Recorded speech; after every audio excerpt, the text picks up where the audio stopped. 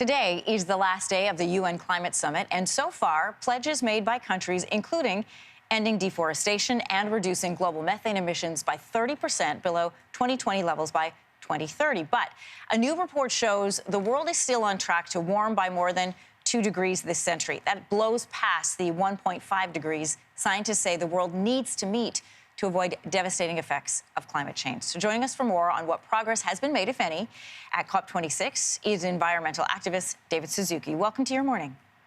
Good morning. You were invited to attend this year's climate summit, but you chose not to. Why? I didn't see really the point of going. I don't want to fly jet planes anymore. But as well, this is a 26th conference.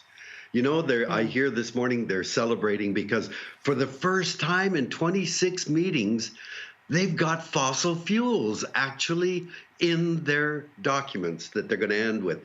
I mean, is this progress? The whole meeting is doomed because it doesn't start out from the basic premise that all human beings on the planet belong to a single species. If you don't have air, any of us, for 3 to 4 minutes, you're dead. If you have to breathe polluted air, you're sick. So can we not start with the fundamental fact that we get this gift from nature, which is clean air, and we have a responsibility to care for it, not use it as a garbage can for everything we burn and dump into the air. If we don't start from that basis, then you've got 196 countries all concerned about their national priorities. They're worried about the economy. They're worried about who God knows the laws that they have, and nobody's focused on the fundamental fact we have an emergency. Human beings have changed the chemistry of the atmosphere. And if the projections are that we're headed to 2.4 or 3 degree rise this century above pre-industrial levels, we're hooped. As a species, civilization simply will not be able to survive that. And this is what we heard from the IPCC, the Intergovernmental Panel on Climate Change, in 2018. They said if you allow temperature to rise above 1.5, we cannot imagine what life is going to be like. We're into total climate chaos then. And we're not dealing with that at these meetings. It's all negotiations and horse trading. The largest delegation of people that have official status there are the 503 delegates from the fossil fuel industry. That's more than all of the representatives from the 8 countries most heavily impacted by climate change. I mean, this is ludicrous. You spoke about the 196 countries that were there talking, making pledges.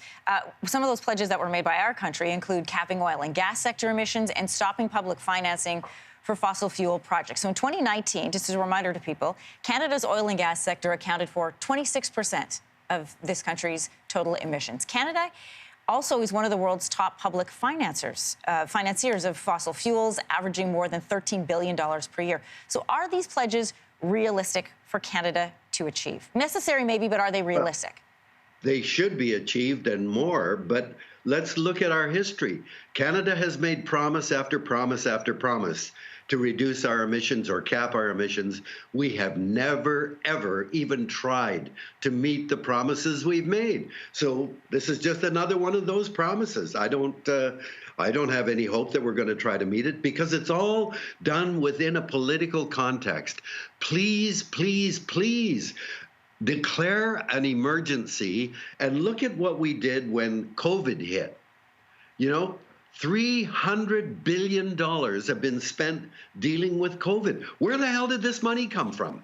And we're quibbling about the money for supporting the countries that are going to be hammered the most. Wait a minute now.